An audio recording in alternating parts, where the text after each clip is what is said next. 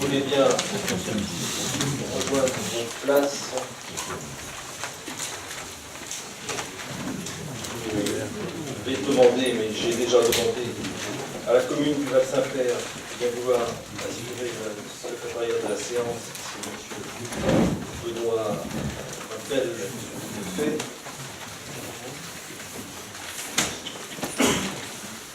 Il y a un certain nombre de pouvoirs, M. Fernand Platier, Saint-Auvin, les pouvoirs, M. Gérard Autin, à Godefroy, M. Daniel Guillet, Val-Saint-Père, à donné le pouvoir à Mme Guillet à Daillancourt, merci, Val-Saint-Père, Mme Camille de Rostoland, à Branche, donné le pouvoir à Mme Cochat, à Branche, M. Henri-Jacques Lewy de Ducet, à donné le pouvoir à Mme Huette, Yann Galeton de Mont-Saint-Michel a donné le pouvoir à M. Sanson. Madame Anne-Marie Ardé de Nicolas a donné le pouvoir à M. Jean-Paul Bonpré. M. André Masselin de Marcel Aigrin a donné le pouvoir à Mme Élise Roussel. M. Alain Mazier de Salis a donné le pouvoir à Mme Jacqueline Poisson. M. Christian Passy Prolon, remplacé par M. Noël Poulier Prolon. M. Yann Rabasté a donné le pouvoir à M. Alain Puriou. M. Yann Rabasté, donc vice-maire, a donné le pouvoir à M. Sassay. M. Sébastien Robidat de Massay, remplacé par M. Jean Villani de Massay. M. Dominique Lecolazet va donner le pouvoir à partir de 11h à M. Michel Thérault et du coup, alors M. Christophe Hermé va également donner le pouvoir à partir de 12h à M. Guy Papier. Voilà, on va après. Madame Anne Guélina de Ducet donne le pouvoir à M. Denis Laporte. Ducet. Est-ce qu'il y a d'autres pouvoirs? Pas d'autres pouvoirs. Depuis notre dernière séance, j'ai adressé des condoléances à Madame Sophie Leroux, agent d'entretien au centre de loisirs de Sartilly, pour le décès de son père, M. André Leroux, survenu en septembre dernier.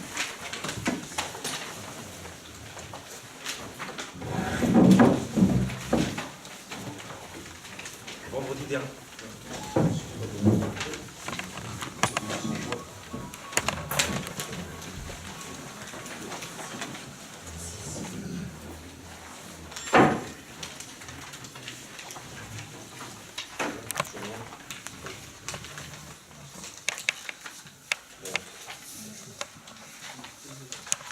Toujours pas. Si.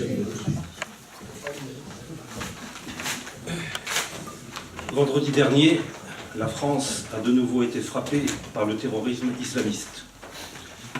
Le bilan des attentats commis à Paris et à Saint-Denis est particulièrement lourd. 130 tués et 352 blessés. Je veux tout d'abord, avec vous tous, rendre hommage aux forces de sécurité, aux policiers, aux gendarmes et aux militaires, aux services de secours et à tous les personnels de santé.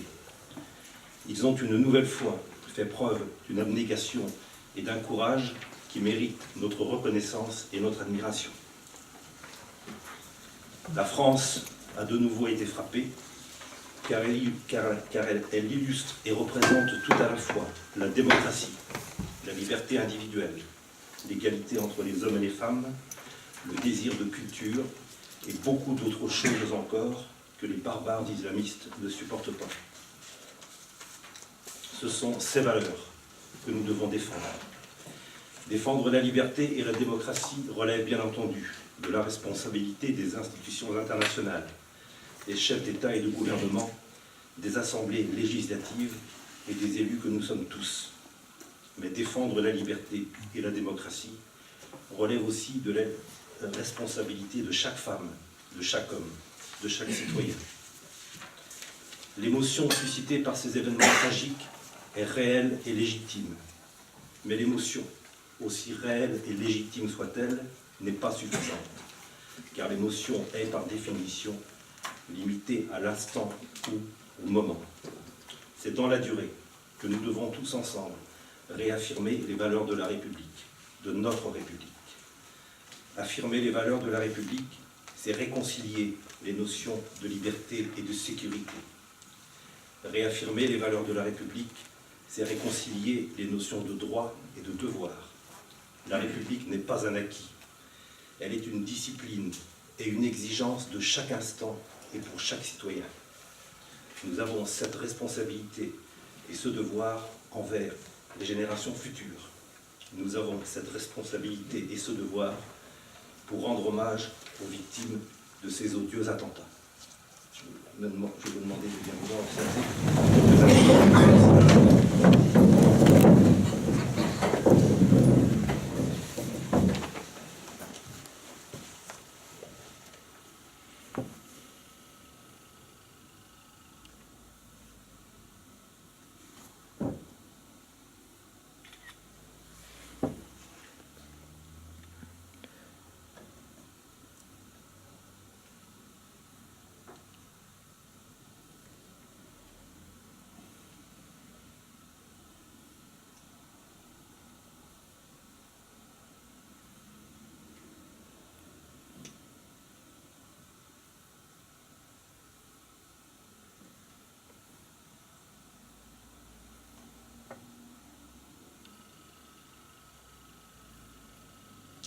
Merci.